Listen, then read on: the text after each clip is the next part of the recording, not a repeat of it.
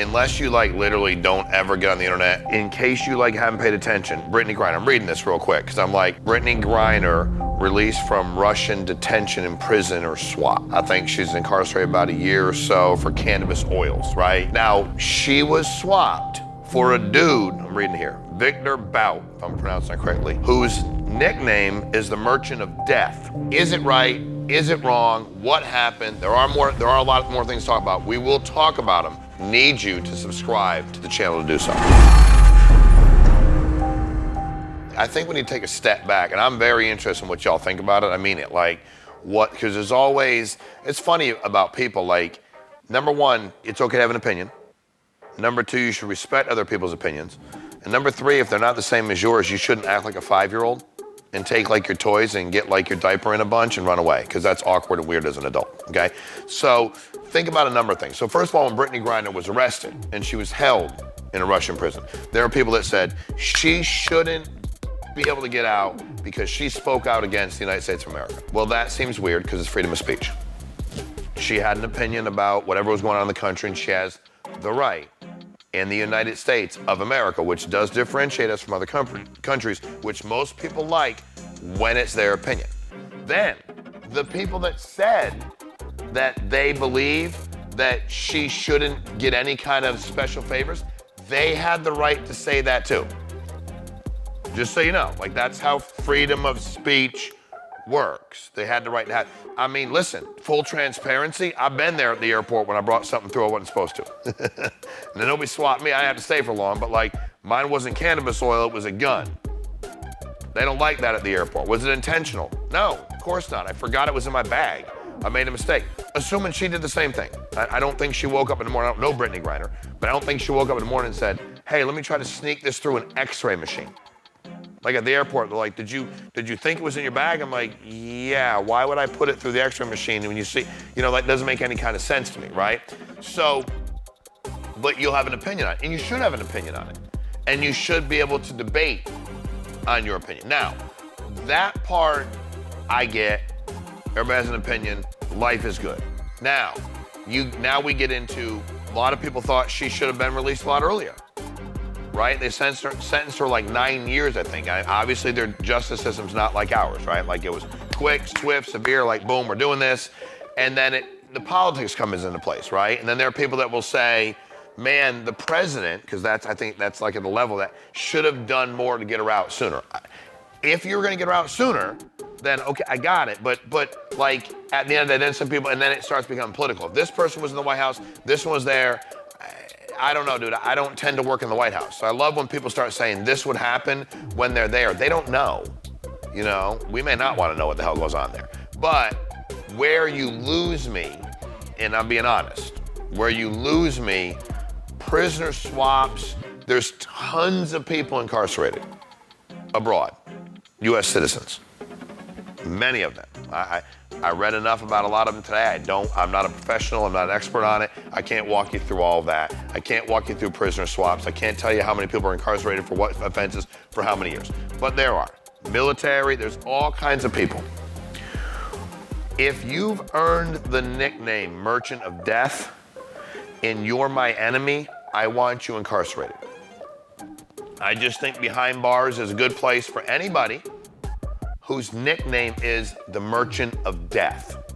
So that's where you lose me on the swap. So like, I won't pontificate about being the president, but I don't want them negotiating on my behalf, because we got somebody out of prison who was there for having cannabis oil, which is illegal in a lot of the United States of America. And we swapped that prisoner for the Merchant of Death. Dude, please don't let Biden's guys negotiate for me.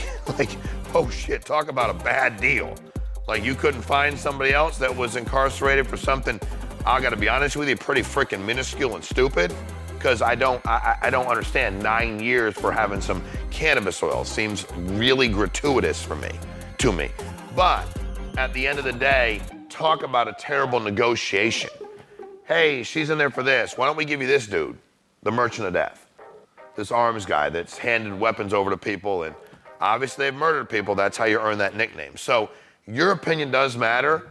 And at the end of the day, Other people's does as well. And at some point in time, we're gonna get back to this, we can't be chopped. So here's one that some of you may or may not like, right? But if you don't, you don't. Wherever you fall politically, the one thing I will tell you that Donald Trump and Joe Biden have in common, wherever you fall, okay? And they have this in common. The minute you question things they're doing, press conferences, anything. Dude, if you want to ask me a question, I may not like the question, but if I am like in a position where we talk about these athletes, they'll suspend them for nothing, having an opinion. But you can be in a White House and somebody can't ask you a question. You can't act like a 5-year-old and have a temper tantrum when somebody asks something you don't like. It's a little bit embarrassing. It's quite, and by the way, for whatever you do or don't like, they both did it. I'm not gonna go through presidential history. I'm not a historian in that way, but I've lived through both of them and I've seen oh my God, and the popping off at the mouth too, and the way they say things. I wonder if either one of them would say that if they had to go out in the parking lot with the person they said it to. I wonder if they react. I wonder if I said, hey, Mr. President, now again, they're quite old, so I don't want to go beating them up. But I wonder if there was someone their age that was in a lot better shape and a lot tougher than they are, if they would talk to them that way when they asked them a genuine question, or would they just bully around reporters? And equally, both do it. So I'm just I'm by no means preaching.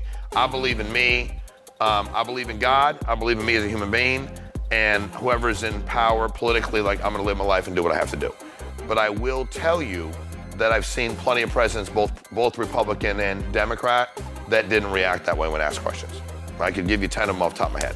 So I'm just saying that from a negotiation standpoint, this was a terrible negotiation.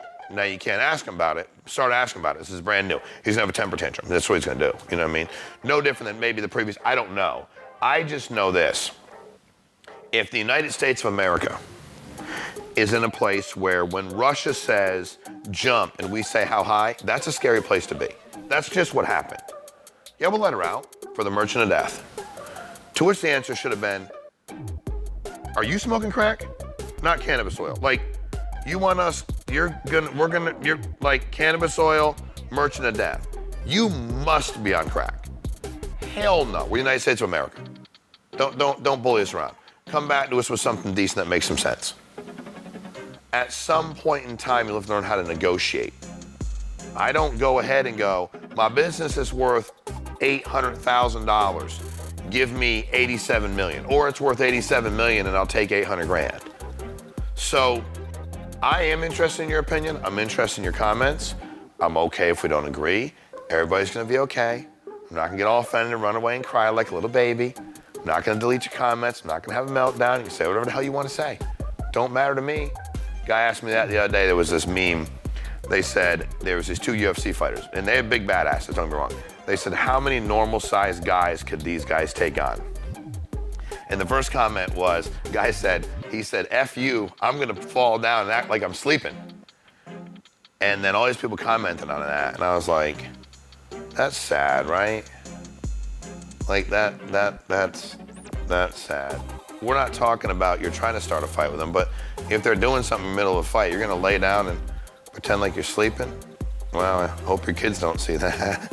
Wow, as an adult male, that's just an interesting answer. You have the right that I answer. I have the right to think your answer's freaking stupid and cowardice. You know what I'm gonna do? Take my ass beating like a man. That's what I'm gonna do. I mean, dude, they're monster UFC guys, but I'm gonna take it like a man. You know, what are you gonna make fun of me? I'm like, dude, I was the first one that ran into it. Dude dropped you. I know, did you see the way I took that with my face? Did you see that, bro? Then I got back up, guy kicked me in the head and then put me in some arm thing, broke my arm. Do you see my broken arm? You see the scar? Matter of fact, it's never gonna heal. I'd rather do that than lay down and play sleeping or play dead. Or play unconscious is what he said. So that's what we did in this deal. Russia, Bart, we played unconscious. And now here's the last question I'll ask you. Is the blood of any future deaths caused by the Merchant of Death, I'm guessing if you've earned that nickname, you'll continue. Whose hands is that blood on? I don't have the answer to that. I'm not, thankfully not a politician. So let me know in the comments. Maybe you go, dude, that blood's not on anybody's hands. Let me know in the comments. That blood's on so-and-so's hands. Let me know in the comments. Sean, I don't agree. This guy's better than this guy. Let me know in the comments. But dude, this is where we need to get to.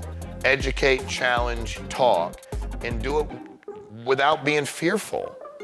You know, I love that. Do I think that a lot of people nowadays are cowardly? Yes. Call them what you want. They're bitches, they're this. I get it, and I agree with you. But why don't we try to become part of the solution as opposed to part of the problem? You get anybody on nowadays and says something, they're like, he's the greatest thing ever. It's like, why? Because he said one thing? Like, dude, everybody calm down. But why don't we get back to, as a country, I want to speak, for me to speak as an American, and a country that's not pushed around and bullied around. How about that? Country that says, hey, we ain't gonna bully you, but we're sure as hell not gonna be bullied. That's strength to me. You're no tough guy because you pick on people half your size. I'd much rather fight them two big dudes that everybody thinks is gonna kill everybody than some guy half my size I get to beat the shit out of. Like, who wins in that? I wouldn't want to sleep at night, but them two big dudes, that's badass. You know what I mean? Good for me, right? Like, let's go have at it. But I think that's where we need to get back to. And after 10 months, you know, whoever it was, President Biden, we could have done a lot better. Hey, you could have done it quicker, and you could have negotiated a hell of a lot better, whoever was in charge of that negotiation. I'll never get a chance to ask you because God knows you won't let me that close to anybody to ask.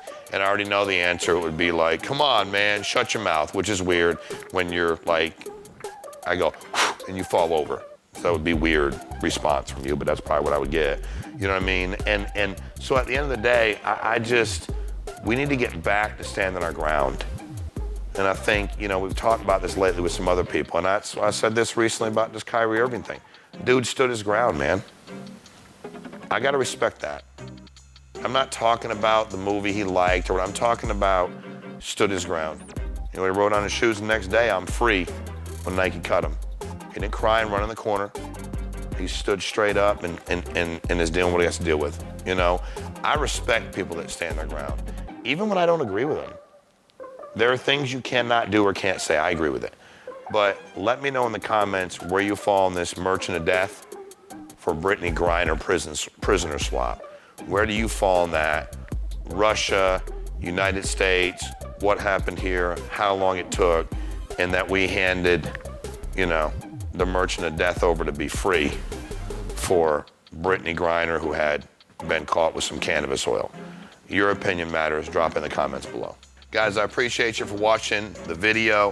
Hit that subscribe button. Help me out here with YouTube. We're trying to get the word out, man. We're trying to just have these conversations and not freak out when somebody doesn't agree and not try to bully somebody into having the same opinion. That's the epitome of weakness. The epitome of weakness is getting your damn, you know, your underwear in a bunch because somebody don't agree with you. Or pop, which has, by the way, been fun for me. We barely make any comments on YouTube. By the way, you can get inside of people's heads real fast. It's like, dude, what's he care about what I say? Like, he seems big and bad, but keep doing it, bro. I got nothing but love for you. That's what helps me with the algorithm. So hit the subscribe button below, man. We need your help.